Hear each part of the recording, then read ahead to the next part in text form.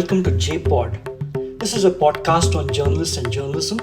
My name is Krishna Prasad and it's great to have you here. India is locked in the biggest conflict in recent memory with China. 20 Indian soldiers have died and massive tracts of Indian land have been lost. In response, India has banned Chinese apps, curtailed visas for Chinese citizens, raised the entry barrier for Chinese investors, and banned the study of Mandarin. The two nuclear powers, the two most populous nations on earth, are talking to prevent the situation from worsening further into a military battle.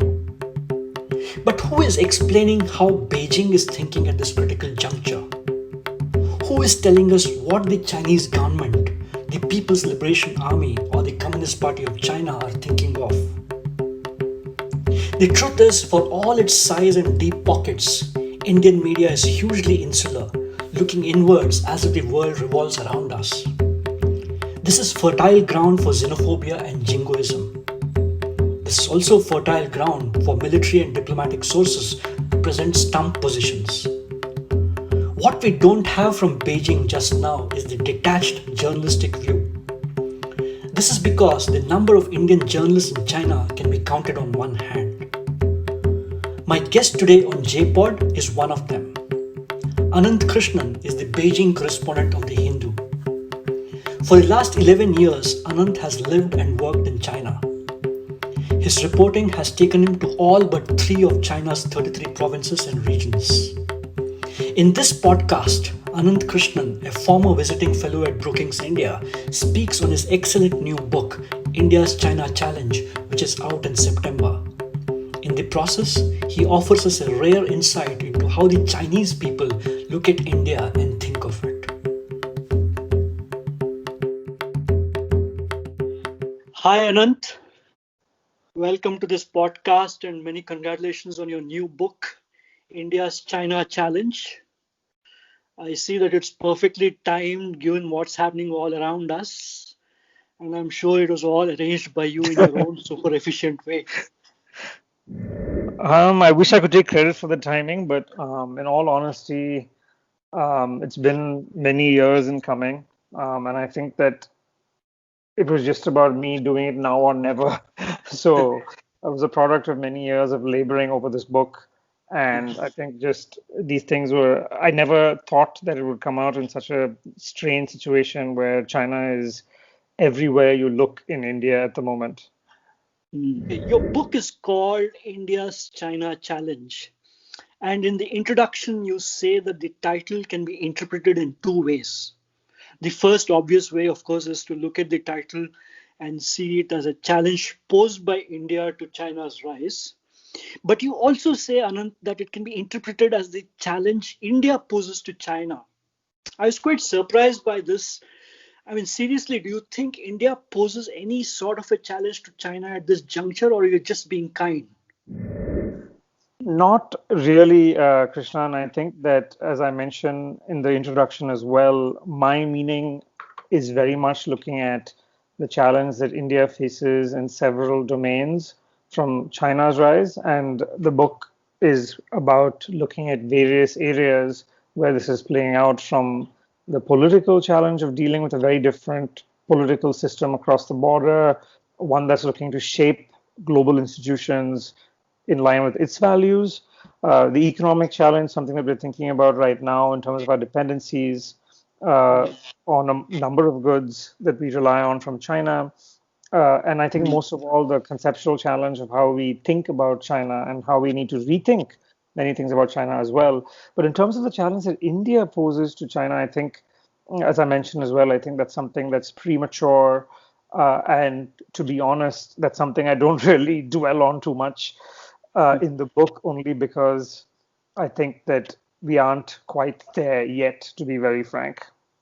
You were based in China for what, 10 years? You speak Mandarin and you know the Chinese as well as you know the Indians, and in more ways than one, I would presume.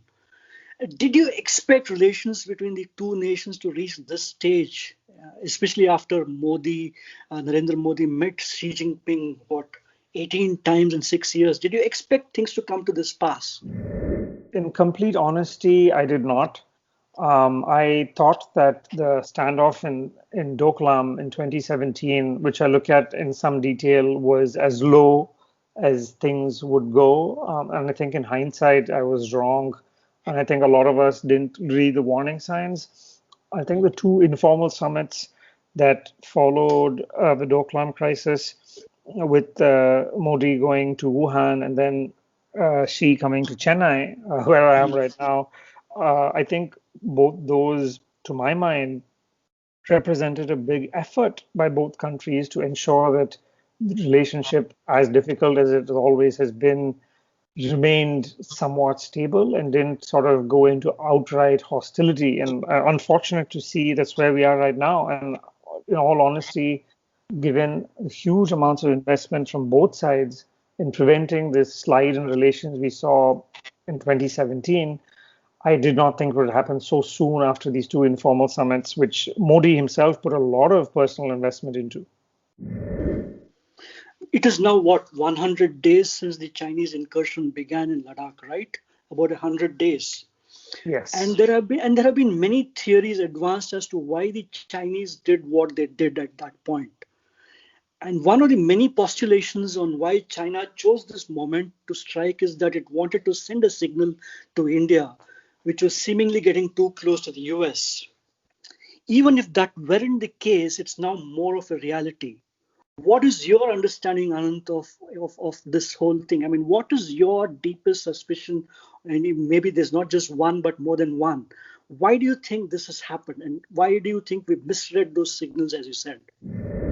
I think that, I mean, great question. And I think that even at the best of times, it's really difficult trying to ascertain Chinese motivations uh, with a great deal of certainty. Uh, Even if we use Doklam as an example, it's been 3 years since Doklam happened, and I don't think there is great agreement on what exactly China was trying to achieve beyond something tactical on the ground.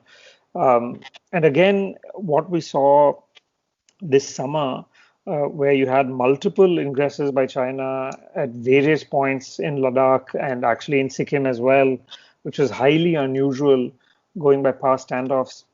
On the one hand, it could be tactical in terms of them trying to get an upper hand at various points along the LAC, but I think it's far larger only because of the fact that surely the PLA's planners would have known of the repercussions of their actions this summer.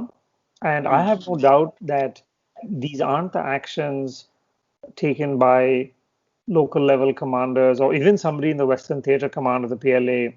In my mind, this is something that really would have come from a higher level only because it involved massive coordination from the PLA to deploy Exactly. in such huge numbers at multiple points along the line of actual control in a way that we haven't seen since 1962.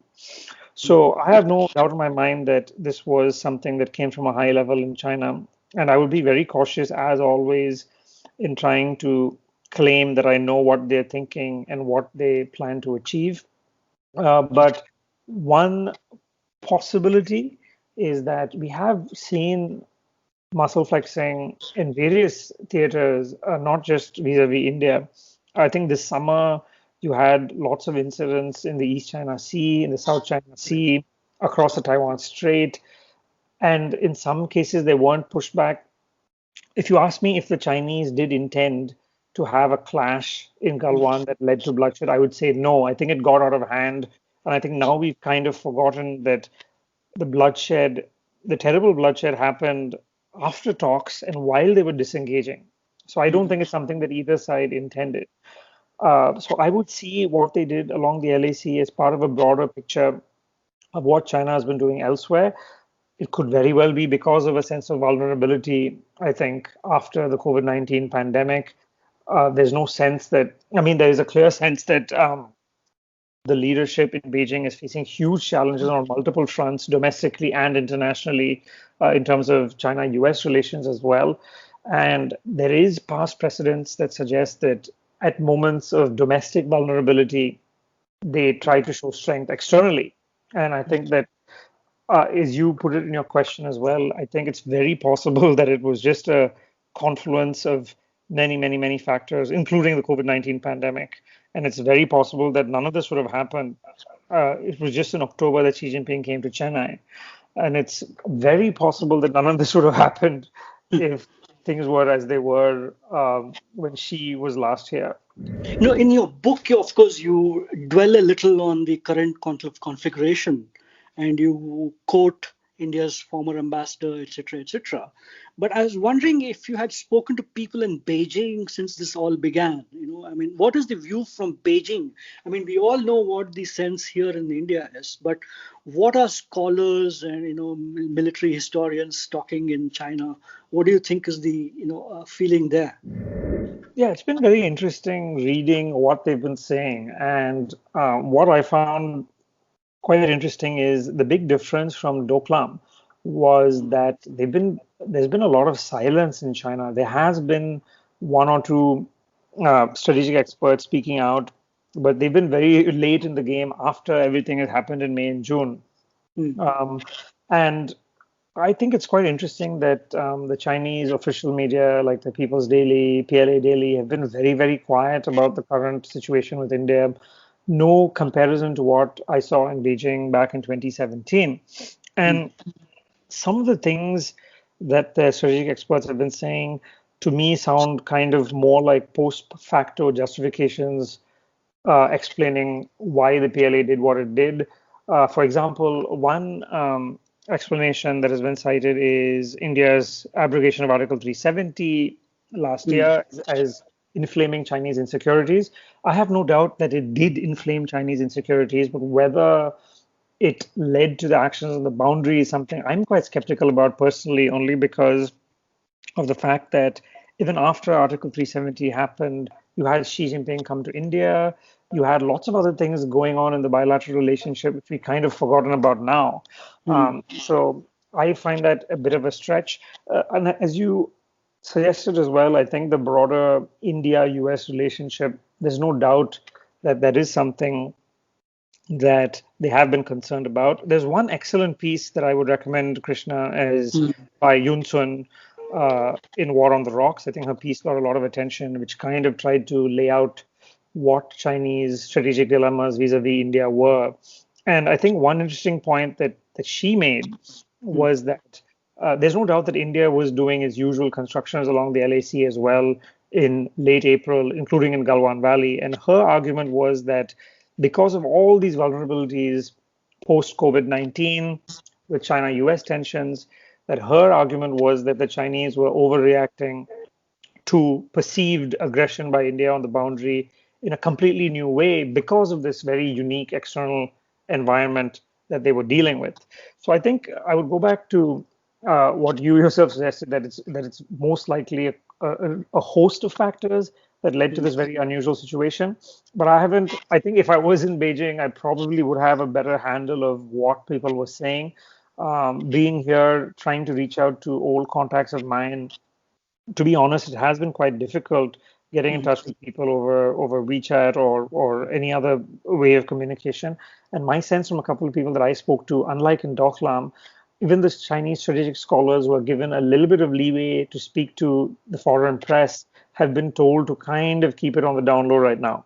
So it wasn't the case like during the Doklam standoff. I remember there were even seminars being arranged in Beijing in the middle of the standoff, and you had everyone sort of mouthing off about what exactly was happening. So it's a very different atmosphere right now. And I think it's also something we can talk about later. I think it's also part of the general climate under Xi Jinping right now, where people are generally reluctant to speak to the foreign media, even on foreign policy issues, which was one domain where I think it was safe for Chinese to engage with journalists, foreign journalists. And I think even in that area, I'm feeling a little bit of a chill right now. No, I will agree with you that, that on June 14th or 15th, things may have gone out of hand. But since then, and it's been nearly 2 months since then, it seems to have dragged on. So it just doesn't seem so impulsive or impetuous, if you get what I mean. In the sense that you've had, 18 or 19 rounds of talks. That's what I seem to see in the newspapers. So if this was something that went out of hand, you'd have sought to kind of bottle it all up very quickly. but it seems to have dragged on, and that's what really makes me wonder as to whether this was so impulsive and so at the moment on the spur kind of a thing.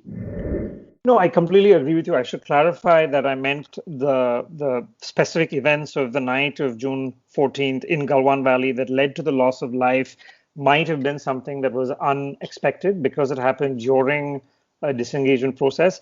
But on the other hand, I have absolutely no hesitation in saying that the broader moves by the PLA at various sectors, as we reported in the Hindu as well, there's a lot of evidence to suggest it was coordinated. You often had incursions taking place on the same night or within a matter of hours in areas several hundred kilometers apart, which to me strongly suggests that this was something that was coordinated by China, and no way was it impulsive in terms of their moves at various sectors on the border. And the only logical sort of motivation that you can see is what they were trying to do is redraw the line of actual control in their favor in various spots along the border. So I would completely agree with your assessment that this is in no way impulsive. This was something well planned, even if perhaps uh, certain events did go out of hand, like what we saw in Galwan Valley.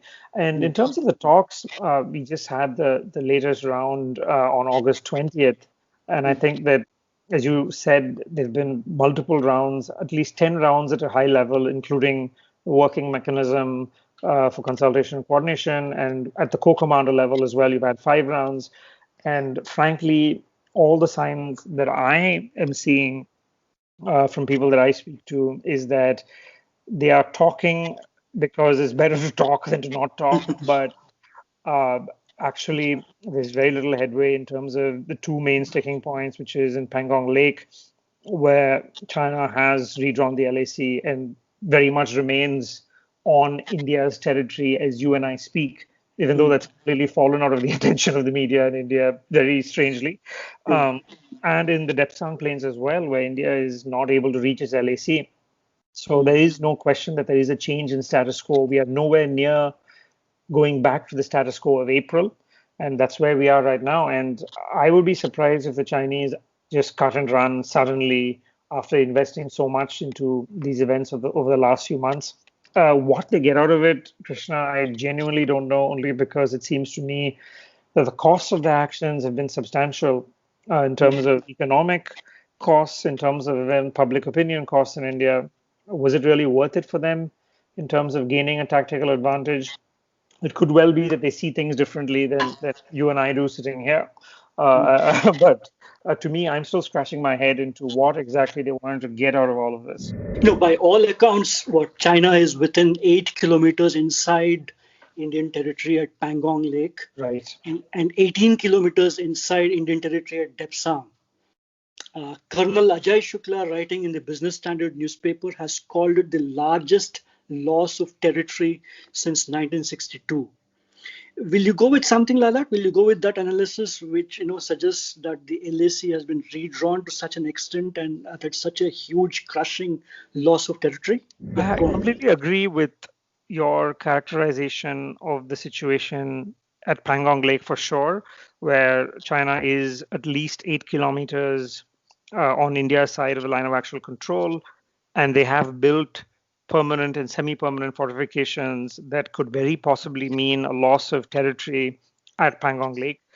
In Depsang Plains, I frankly am less clear about what exactly the situation is, whether or not the PLA is within 18 kilometers, or whether it's the case that there have been ingresses where they are preventing India from patrolling.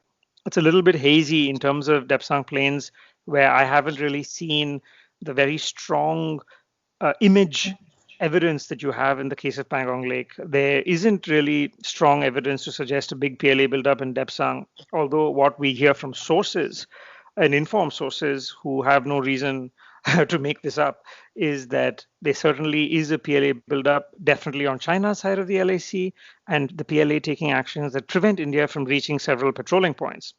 Mm.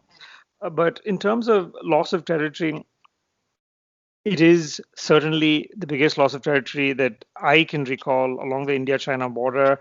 Former Indian military officials that I have spoken to have told me that pre-May 2020, India had been treating all of its patrolling points that were decided by the China Study Group in 1975 with almost a sense of sanctity and ensuring that they were able to reach India's LAC. And this is possibly the first time I would say that in multiple areas, India is being denied access to its line of actual control. So make no mistake, this is something that is very, very significant.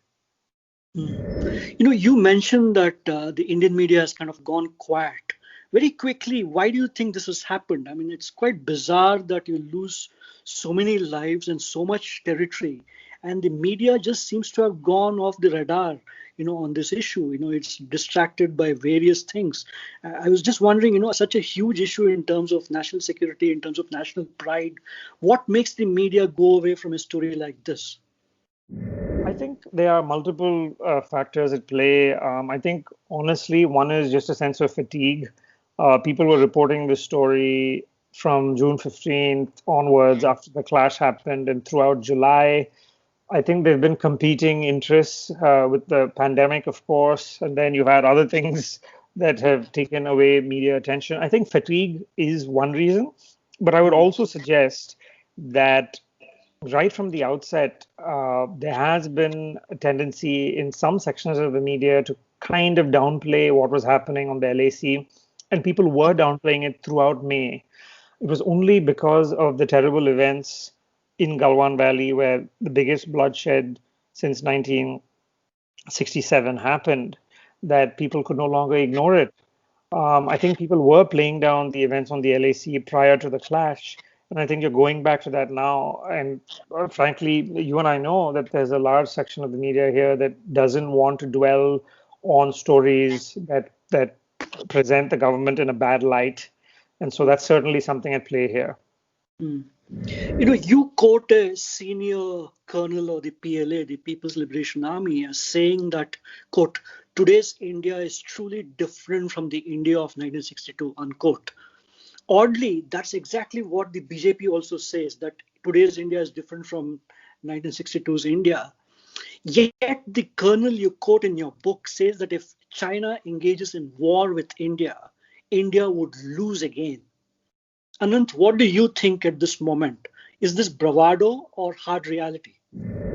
The quote from the Chinese senior colonel was interesting, where he says that yes, this is not the India of 1962, but it's also not the China of 1962. And I think that is a valid point that we can't ignore. I think that in our characterizations of China's military capabilities, I tend to see us veering to two extremes. On the one hand, you have some people who paint the Chinese as 10 feet tall, as being on par with US military. On the other hand, you still have this, I think, crazy mindset, which you saw in 1962.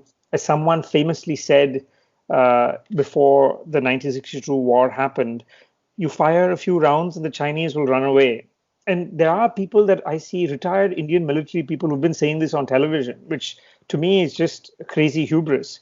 So I think we tend to veer between completely sort of downplaying the threat, and then you also have on the other extreme, people inflating the threat. So honestly, Krishna, I am no military expert, but my own sense, just from speaking to former Indian Army people, is that listen, when you're going up against a military that spends four times what you're spending, and a country's economy that's five times what your economy is, if you think that this is a done deal, I mean, I don't think anyone in the Indian military, serving in the Indian military, is under any illusion about the military challenges that we face from China, even if our studio warriors may say differently. I think no one in the Indian government or military is under any illusions about the fact that this isn't going to be a walkover in India's favor by any stretch of the imagination.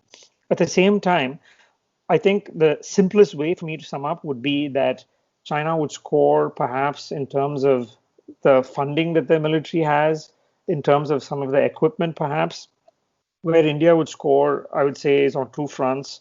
The first is even Chinese that I've spoken to say that they are concerned about the fact that the military hasn't really seen action that India has. The last time they did was mid 80s against Vietnam, which didn't go very well for China.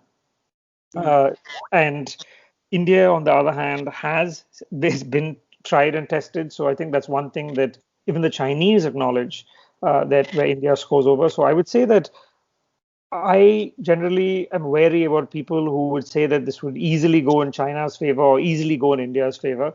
I will give you the diplomatic answer that I hope I don't have to find out. Yeah. Well, what's the Mandarin word for hubris? It's a good question. I'd have to get back to you on that to give you a good translation. Okay, with your knowledge of China and the Chinese, what do you think the Chinese are making of this kind of, seeming pusillanimity, under a so-called strongman? I mean, it's clearly, India is kind of, playing a pretty funny game as we speak. Or do you think that the Chinese are laughing away at this kind of a fiction that is being woven in this country, that India has given a befitting response, as the Prime Minister and the President of this country have said on August 15th? I would look at this in two ways. I think on the one hand, they obviously know that they are sitting pretty in terms of their current position on the LAC, as several people have said quite aptly, as much as you want to talk and negotiate, possession is nine-tenths of the game, as they say. And if you're holding on to the land, things are in your favor because if you're going to give up what you're already occupying, you can extract something significant. And I'm sure they will extract something significant if they're going to walk away from maybe Depsang or Pangong Lake. But on the other hand, I wouldn't say they're exactly laughing only because I don't think they'd be happy in terms of looking at the general response in other domains, such as economic domains. Make no mistake that I think we are overstating our capacity to hurt China economically in terms Yes. of the measures we have taken. But at the same time, I don't think Chinese companies will be pleased by some of the measures we've taken, both in terms of amending the FDI policy, which interestingly, Krishna, happened before the border standoff. It happened in Yes. April, and the other moves, such as banning 59 Chinese apps. So I'm sure Chinese companies aren't going to be pleased only because India is an important market for them. But where I think we are sort of erring in our analysis is this belief that if you deny TikTok a market in India, that the PLA is going to change its stance on the boundary. I don't think it quite works that way, I'm afraid. After coronavirus and Ladakh and this Galwanwari episode, that is, after these two episodes, is a peaceful rise of China, PRC as it was redefined. Right. Is a peaceful rise of China really now firmly in the realm of the impossible, you think? I think that the funny thing is, the Chinese themselves seem to have used this phrase less and less since Xi Jinping took over. I think that it was something that the previous administration under Hu Jintao was emphasizing. Hmm. But I think there's been a change. I would say even before Xi Jinping, I think we tend to think that this might sound familiar to you, Krishna, but some people in China seem to think that everything began in 2013. But but believe it or not, there were many trends I think that were in play before Xi Jinping took over. And I think you saw that after 2008, 2009, the financial crisis, this sense that the decline of the West had begun, that it was time for China to speak out more for its rights, not just be a follower of the West dominated world order. I think all these things were, sort of bubbling to the surface before he took over. And I think that what has happened since Xi Jinping took over is that they are not embarrassed at all to say at the highest level that they feel this is their time, that this is a period of strategic opportunity for China, And that's why Xi Jinping has publicly defined what they call the two centenary goals of 2021, when the Communist Party of China turns 100 years old, and then 2049, when the PRC turns 100. Yeah. They have openly spoken about moving away from Deng Xiaoping's famous maxim of being cautious, of biding their time. I rarely hear people in China mention the peaceful rise now. I think it's about China standing up for itself, a China that's being bullied, they feel, by the United States under Donald Trump, and a China that in their view, if you look at some of the moves Xi Jinping has made, for instance, even with Hong Kong, they feel that it's their right to do what they want, and if there are consequences, they will deal with them. Not everyone in China is happy, by the way. They feel that perhaps some people in the current administration are being premature. I know some people in China are uncomfortable at the fact that they see that major relationships, forget the United States, even with the EU, coming into troubled waters. So, but if you ask me, I don't see them reversing this. And I would say that, as you put it in your question, I think that phase of Chinese diplomacy, I think, is now gone. And I think we have to be prepared to deal with this very new, assertive China that isn't going to go anywhere. So this is really two very young civilizations, one which was born in 2013 and one which was born in 2014, being locked in conflict. Huh? I think yeah, I think we should Anyway, lay to rest. I think we should lay to rest this 5,000 years civilization on both sides. That the irony is that people in both India and China seem to think differently right now. yeah, fantastic. Let's swing away a bit, Ananth, from here, and look at this book a little from afar. Yours is a look at China from Indian eyes. And I was trying to find out from you, what is the average Chinese perception of India? Forget our perception of China. What does the average Chinese person perceive of India and Indians? How much does India figure in their worldview? I mean, we seem to think now that all of our lives is really around Pakistan and China, but how much does India figure in the Chinese eyes?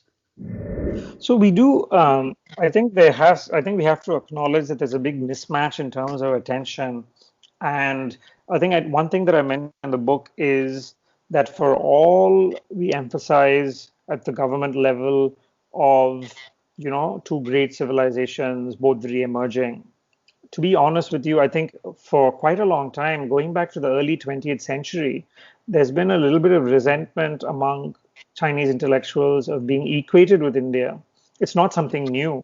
For example, I speak a little bit about Rabindranath Tagore's visit Yeah. to China in the early 1920s, when he was hugely, hugely popular as a poet. But at the same time, there were a lot of people who were very uncomfortable at this kind of huge star reception he was getting, because Hmm. they hated his idea of, this whole pan-Asian identity of India and China working together. Many towering Chinese intellectuals, Chinese writers felt that it was a curse of China that they were, holding on to old values, and the only way that China would rise is by embracing what they saw as a very Western kind of modernity. And I think that coming to the present day as well, people in China and Chinese thinkers find it really puzzling, perhaps I could even say insulting, that we look at them in the same breath.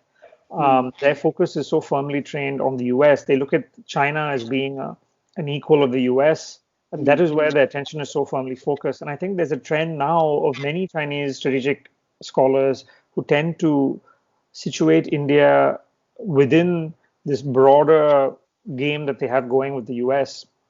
And even how they engage India, how they look at the relationship with India, isn't seen on its own merits, but more in terms of, even if you look at recent write-ups in the Chinese press, it's more in the terms of India riding on the coattails of Donald Trump to now, take China on.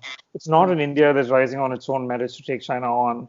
So I think that's how, at least the Chinese strategic community looks at India. One thing I try to avoid during the book is try to say with certainty what the dreaded phrase, the Chinese think of X, Y, or Z. And one of the points that I wanted to try and make was that you'll be surprised to find that there's such a diversity of views on almost every issue, even if it's a different matter that you don't see those views expressed because of censorship and because of the way the party controls the media and public opinion. But there's so many people in China who I found in my last part of the book, I profiled 6 different people who are engaging with India in very strange and unique ways, from the captain of the Chinese women's cricket team to a Sanskrit scholar in Beijing who is translating old scriptures. So I think there are people who look at India very positively in terms of India's culture, in terms of the old history of India, and more recently in terms of Bollywood as well. One of the people I profile is the head of the Amir Khan fan club in China. So I would say that there's a real spectrum of views. One is, of course, the strategic community's views that tend to dominate our attention. But going beyond that, I think there is a whole lot of engagement that a lot of people in China want. And I think one of the unfortunate things of recent events is that the events on the boundary seem to be casting a shadow on other areas as well. For instance, I just read in the newspapers that India is now going to curtail visas for Chinese academics who want to come here, for Chinese students who want to come here, for Indian universities that are pursuing exchanges with Chinese universities. And I think that would be really unfortunate, that if we are moving away from engaging in terms of education, language, cultural areas because of this, I feel that that would really be a big shame. But at a personal level, for you, how difficult was it for you to get to know China and the Chinese? I mean, I know when we say the Chinese, we are talking for a billion plus people, but generally speaking, how was it for you? Honestly, I would say for the number one biggest barrier is the language. And I think that overcoming that really opens doors. And even after 10 years here, I'm embarrassed to say that my language is nowhere near where it should be. Even if I can converse, my reading and writing is really should be at a higher level, and it has really declined since I moved back to India 2 years ago. But I think the biggest barrier for anyone is language. And I think there is a lot of hesitancy that people sometimes misread as people being wary. And I think a lot of it is hesitancy and people being uncomfortable in speaking in English. But all over on my travels, I can't tell you how amazing and warm people have been, opening their homes to me when I've been out on the road reporting, even though they were aware I'm a foreign journalist, even though they were aware of the risks involved. I've honestly met nothing but warmth wherever I went in China, regardless of whether it was in somewhere in the hinterlands in southern Guangzhou, or even in Xinjiang or in Tibet. I think that there was so much warmth from people that I experienced on a day-to-day basis that it's so difficult to explain to people here who have generally a negative view about China and doing business with them or even traveling there. It was such a complete contrast. And it's not just me, Krishna. I mean, anyone who spent a bit of time there, including Indian students, Indian scholars, businessmen. I think they really uh, find something completely unexpected. And I feel most people I've met there have had very, very positive things to say about their day-to-day lives and engagement with people in China. This is a podcast on journalism, and so I wanted your take on the Chinese media, of which we hear very little here, frankly. Just a few of us know what Xinhua does. The only Chinese newspaper we seem to see here being mentioned is the Global Times. Right. What is your view from the inside of Chinese media? What should Indians know about Chinese journalism and journalists? Is there any good journalism happening at all, or is it all just propaganda? I think the media landscape is definitely more complicated than what we make it out to be.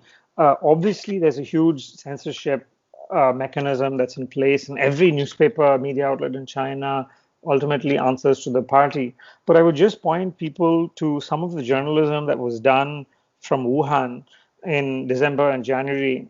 There was extraordinary reporting being done by some of China's, I would say, best media outlets like the magazine Caixin, which are often, these are media outlets that operate right on the border of what is acceptable and what's not acceptable. And they're always pushing at the limits and often facing pushback.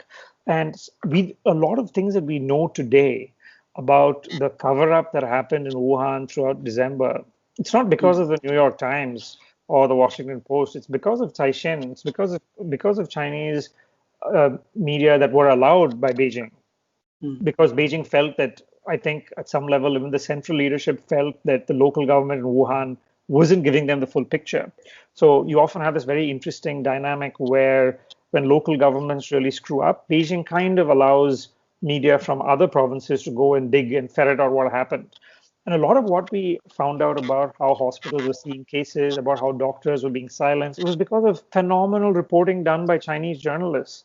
And the thing that really surprised me about the Chinese media when I moved to Beijing in 2009 was this was the year when Facebook and Twitter were blocked in China, but this was the year when Weibo and WeChat really took off. And at least for the first few years, I'd say throughout 2009, 2010, 2011, Weibo was really a thriving place.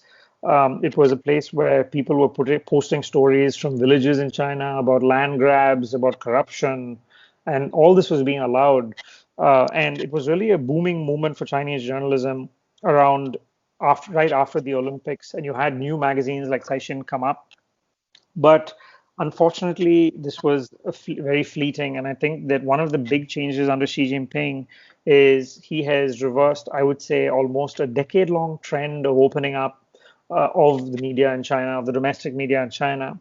And I think it's been really unfortunate that increasingly over the last 4 or 5 years, you are going back to pre-2000 kind of media environment where all the papers are saying similar things. The party is really controlling what people say and what people don't say. And I think a lot of the press freedom, the gains that were made are being eroded at the moment. But in terms of what we consume, I think it's hugely problematic that we focus so much on the Global Times English. And the one point that I would make, which I speak about in some detail in the book, is that oftentimes things that are published in Global Times English don't even appear in Global Times Chinese. And it's, for lack of a better word, it's just trolling. We think that they have an unlimited budget, but no, even the Global Times needs hits, they need clicks. And I've had foreign friends who worked at these outlets who say that, they know that they get a huge amount of clicks from the US and India, which is why they have so much of stuff that comes out, just aimed at Indian eyeballs. And of course, we fall for it every time. You mentioned the Chinese reluctance to be seen on an equal plane with India. I was reading someplace of Professor Graham Allison of Harvard University, who coined the phrase Thucydides trap, where he says that in the last 500 years, whenever a country has been threatened by a rising power, there has been a war in 12 out of 16 cases. What is the worst case scenario you now foresee, Ananth? What is more likely at this juncture? A war between the United States and a rising China, or a war between China and a rising India? I think it's an open question in terms of when the China-India clash happened in June. One of the theories doing the rounds was that rather than pick a fight with the United States, that it would make more sense for China to do something right in its periphery, whether it is India or even Taiwan. So that is something that is possible, and you could even link that to China's broader rivalry with the United States to kind of expose its inability to intervene on the behalf of its allies or partners, which is always possible. But in terms of the China-India relationship, honestly, if you asked me before May 2020, I would have told you with a high degree of confidence that war is unlikely. And by war, I mean, I'm not talking about a full-fledged war. I'm even talking about a limited local war or a skirmish. And only because of the fact that despite everything, the mechanisms that had been in place had worked. It's very easy now to say that, all of this never worked and it's all been a sham. But actually speaking, right from the first agreement in 1993 until May 2020, until June 2020, these things worked, and these things fairly did a good job in helping us keep the peace. But like I said, was completely caught off guard by what happened this summer, only because to me it seemed to go against the general trend of the relationship, which was, yes, we have issues. Yes, we have an unresolved border, but we both have bigger concerns. We both have bigger domestic concerns, and it doesn't suit either of us to get embroiled in a spat right now. So right now, I'll be in a very wary position in terms of making a prediction in terms of what is the worst case scenario. But what I'll say is my confidence of having a general sense of peace on the border, I would say, has evaporated over the last few months. India has so far responded by banning apps, as you said. It's also indulged in some kind of minor pinpricks over Tibet and Taiwan and so on. Will these moves really move the Chinese to pull back? And you yourself, of course, said that India perhaps has overestimated its economic prowess or its powers to, allow its money to do the talking. But can India really keep Chinese money out of India? From IPL start sponsorships and startups and so on. And this seems to be very complicated as we speak. No, I think that for sure. I would say to both those questions in terms of can we, you know, s- economically hurt China? And the second question of can we live without China? I'd say the answer to both is yes and no, and I will explain why. In terms of sending a signal to China, banning 59 apps isn't going to make the PLA withdraw. But what we are doing, I think what the government did wasn't just the apps. There's been a series of measures since then. And I think if you look at the big picture, the message seems to be that until you, even if maybe not completely withdraw, but until you do something on the LAC that recognizes our demands, it's not going to be business as usual. And I don't think China wants to have an indefinitely prolonged situation where its businessmen can't travel to India, where its companies can't invest in India, and where you have this state of pretty much no economic engagement at any level. And I think that that could be effective if India maintains this and says, listen, until you give us something to work with, we know you're not going to completely return to status quo of April. But unless you give us something to work with, it can't continue as it was.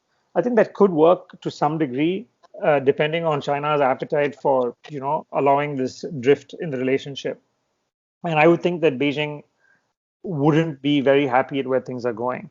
But having said that, I think that we shouldn't be in any illusion about the fact that the dependency is very much one way. China hasn't taken any economic countermeasures yet, even though we have taken several measures. China could, for instance, if China was to turn off the tap of active pharmaceutical ingredients or electrical machinery or auto components, it would really hurt. It could bring the Indian economy to a halt if it chose to. So far, we haven't seen those measures from China, and possibly it could reflect a sense that they think that what we are doing perhaps is temporary, that they think our measures aren't permanent, and maybe they are waiting to see if this is going to be a long-lasting state. Maybe they might respond, and so far they haven't responded. And I think we'd be wrong to think that we could continue taking measures without seeing them respond in any way at all. I think it's going to be very difficult for us to end overnight all and every interaction with Chinese companies. Even if you are going to tighten up new investments, then there's the entire fact that so many of our biggest e-commerce companies have major Chinese investment. What do you do about that? I think you could take targeted measures. For example, you could say no Chinese companies in 5G, which is something that I think is likely. I think that would send a signal. But I think at the end of the day, there are a lot of things. It isn't that there are 100 countries manufacturing things that we get from China, like APIs or even certain kinds of machinery or components. If we do find other places to source them, it's going to impose enormous costs on Indian consumers. And I think that we can't be in denial about where the Indian economy is right now, where our jobs are right now. Are you really in a position where you're sitting so pretty, where you can say that we are willing to pay four times, five times more to bring in auto components from a different country? Or are we willing to say that Chinese mobile phone companies that employ tens of thousands of workers should shut up shop? I don't think we're in a position to do that at the moment. But quickly, do you think TikTok, WeChat, etc., will return sometime soon, from your understanding, or will this ban be further extended to other products and services of Chinese origin?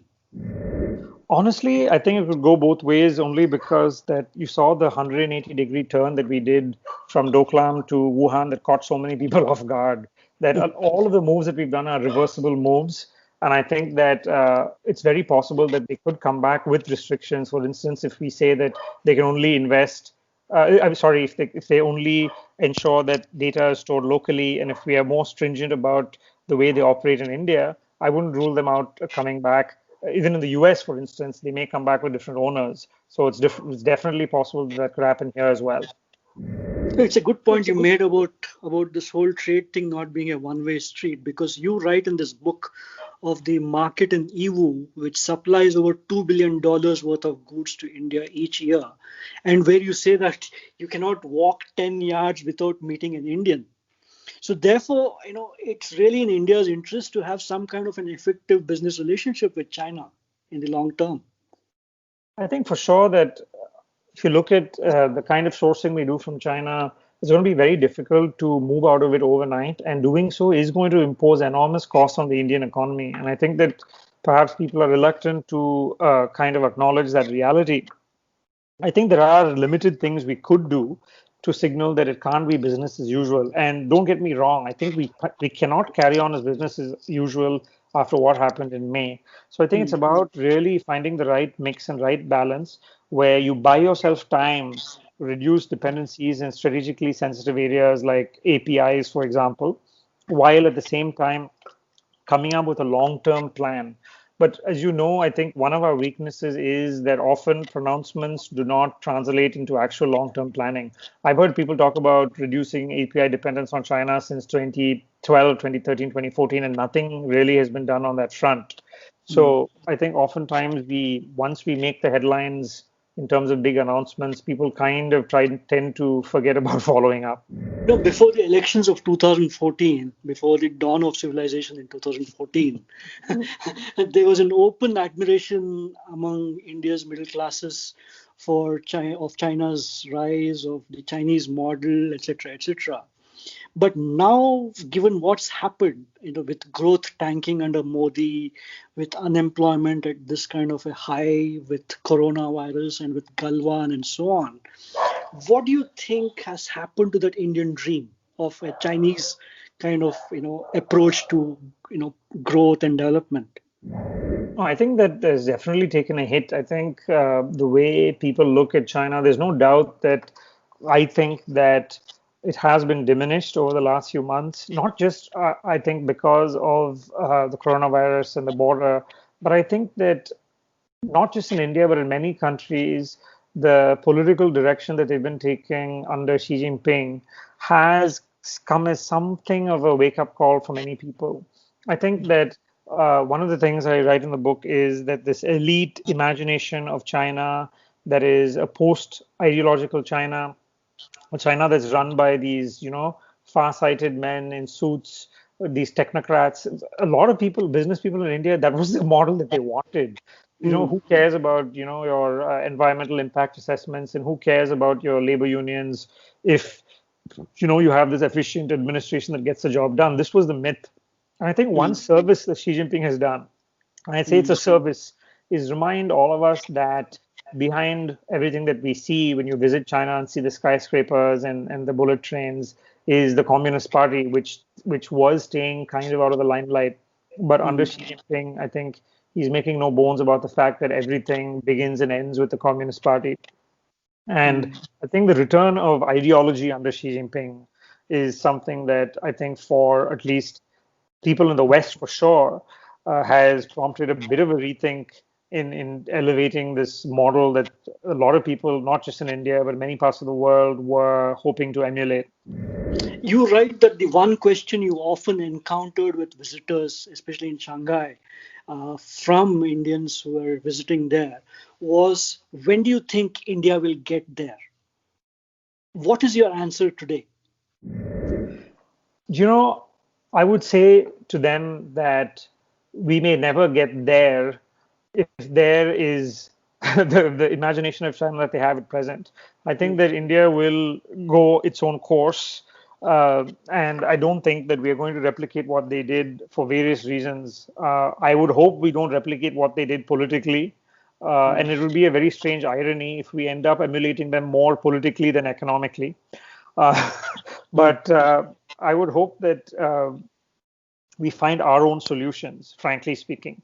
And I think that the idea that people have had for the last 10, 15, 20 years that this offered a path for us to follow, I think even the world has changed. I don't think that there's space for a country that's going to be reliant on global demand and develop export manufacturing that employs tens of millions of people. I think that ship has sailed, and we're going to have to do it the hard way and find our own solutions. So, in a sense, you're saying India will perhaps never be China at all.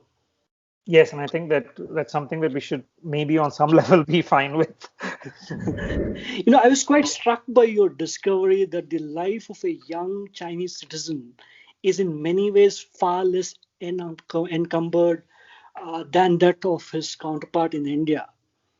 As long as you stay away from politics, is the caveat you add.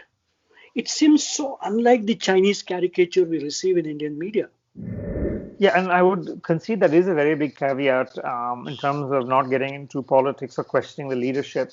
But I think it sounds like heresy to say it. But in terms of a young Chinese man or woman, especially even if you look at in rural China, the space that they have to pursue their own dreams as they see fit, and I think that a lot of it perhaps is because of a lot of social restrictions that we still deal with, and maybe China did pay a lot of costs to rid itself of those ideas, for instance, through the Cultural Revolution as well.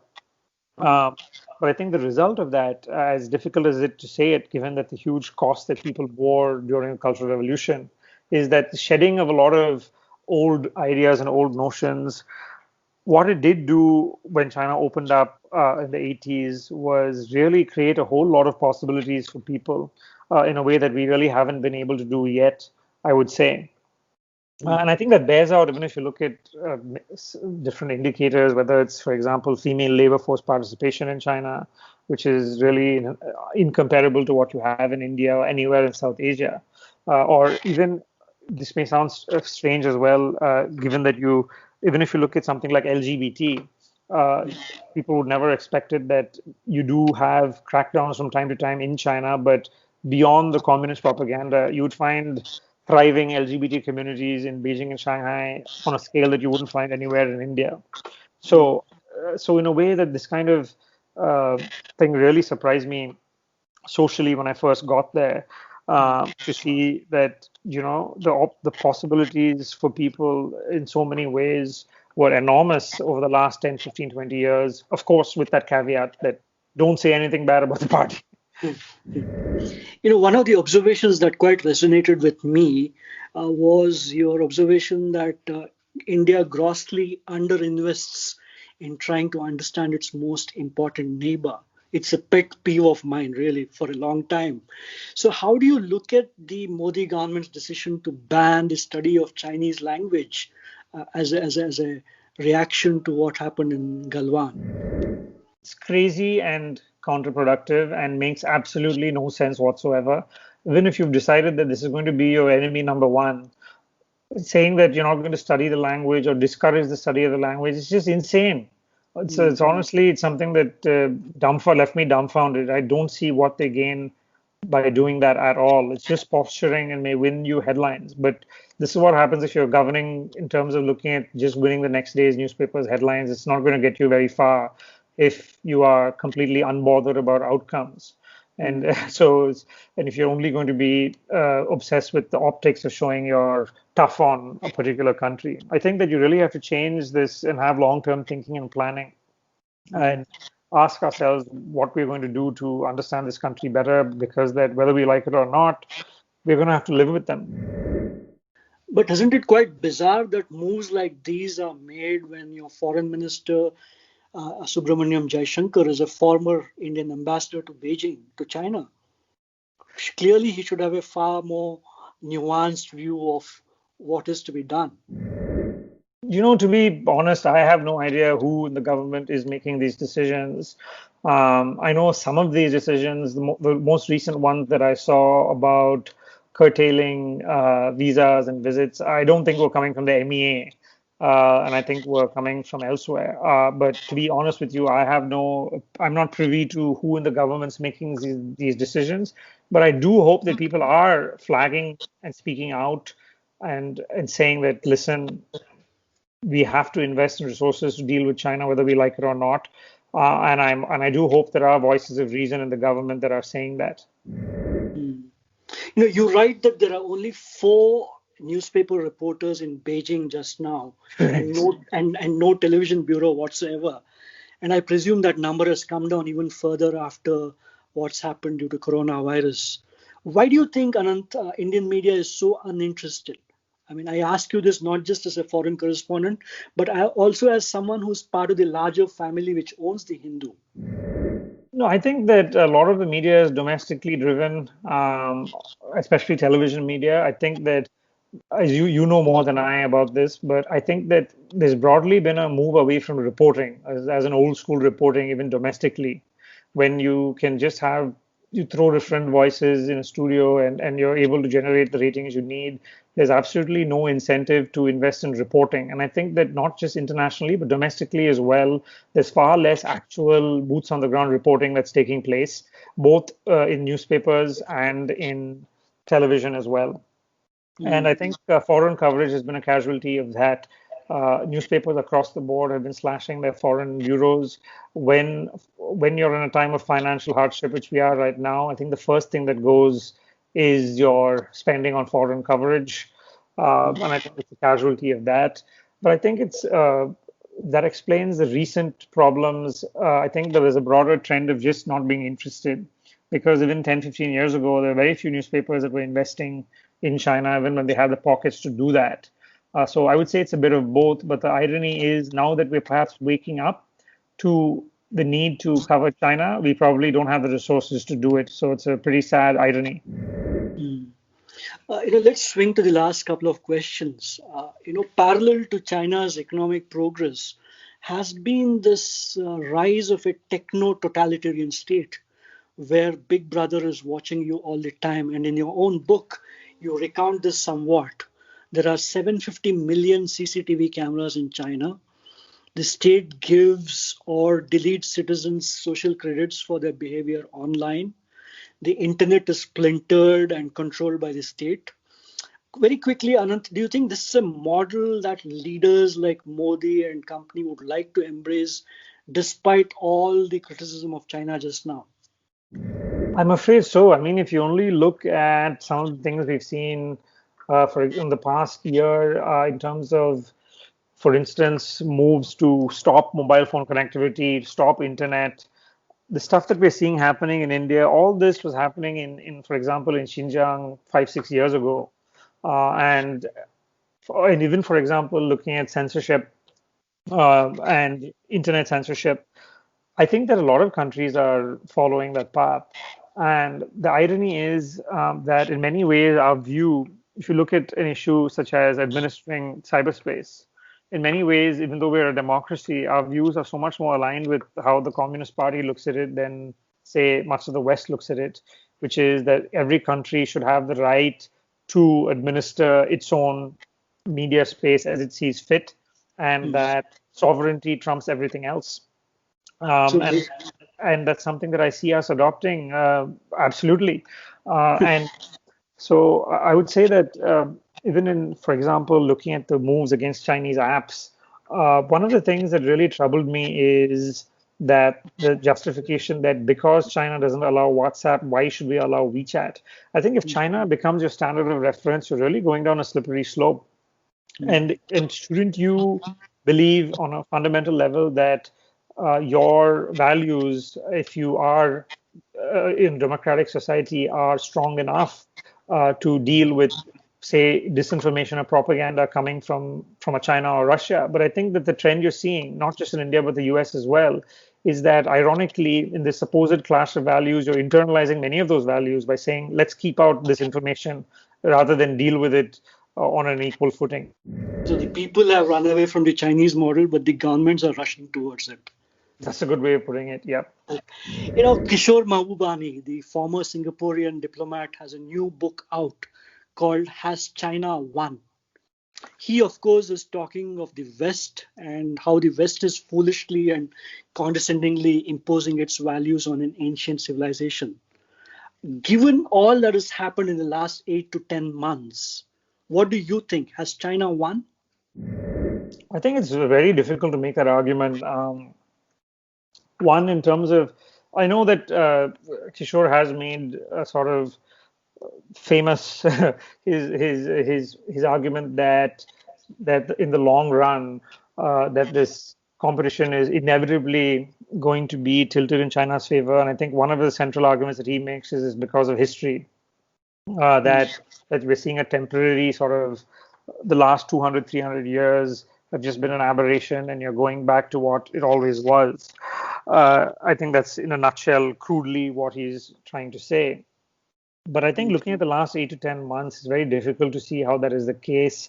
On the other hand, you see a country that is perhaps overextending itself in some ways, that is perhaps rushing to thinking that its time has come and going against many of the things it did right. I think that people will look back at the last 20 years of Jiang Zemin and Hu Jintao in a very different way than we did at the time, in terms of the way they, I think, very kind of maturely managed China's integration with the rest of the world, followed Deng Xiaoping's generally cautious maxim, followed collective leadership and not one-man rule, and all of those things are being chucked out of the window over the last 5, 6 years in China. And I, for one, I'm struggling to see how this benefits them in towards this victory that some people think is inevitable, when they are kind of jettisoning many of the things that enable their rise in the first place. Could a defeat for Donald Trump in the US presidential elections kind of end up changing India's position with China once again? I think it's hard to tell. From what I understand from people that I've been speaking to in DC over the last few months, is that maybe some of the crazier elements of his pronouncements on China may no longer be there. If he loses, you may see general sense of calmness, but there's a sense that a lot of the general direction of how US-China relations are going is something that's very much a bipartisan consensus, and that, in fact, in many ways, if Trump is a guy who's always looking for a deal that makes him seem as a victor, it may be even harder for the Chinese in some ways to do business with Democrats who generally tend to be more led by values. So my sense is that there might be continuity in many things that you see in how America has been dealing with China over the last few months, even if we have less of the craziness. And finally, Ananth, the last question. After all that we've seen now in the last few months, do you think India will ever be able to trust China once again as it tried to do? Or will the whole notion of normal relations become a thing of the past, in your opinion? I wouldn't look at it as a question of trust. I think that we always have to be wary, and I don't think it was ever the case that India blindly trusted China. But I do think that this model that we followed since '88 of compartmentalizing the boundary and working in other areas is now run its course, and we're going to have to be creative in finding out new ways to deal with issues we've ignored. And in the book, I do make an argument for settling the boundary issue, perhaps an optimistic one, which requires both sides to make concessions and look at the long term. And I think that it's about time we start looking at solving problems rather than just shelving them. Well, that was Ananth Krishnan, the Hindu's Beijing correspondent and the author of the new book, India's China Challenge, which is published in September by HarperCollins. Thank you very much, Ananth, for your time. And here is wishing you a great stint once again in Beijing. And thank you so very much for listening in. Thank you so much. It was a real pleasure. Thank you so much.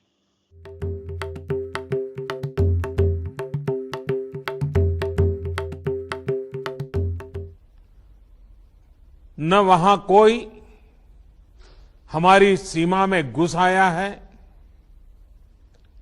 न ही कोई घुसा हुआ है, न ही हमारी कोई post किसी दूसरे के कब्जे में है।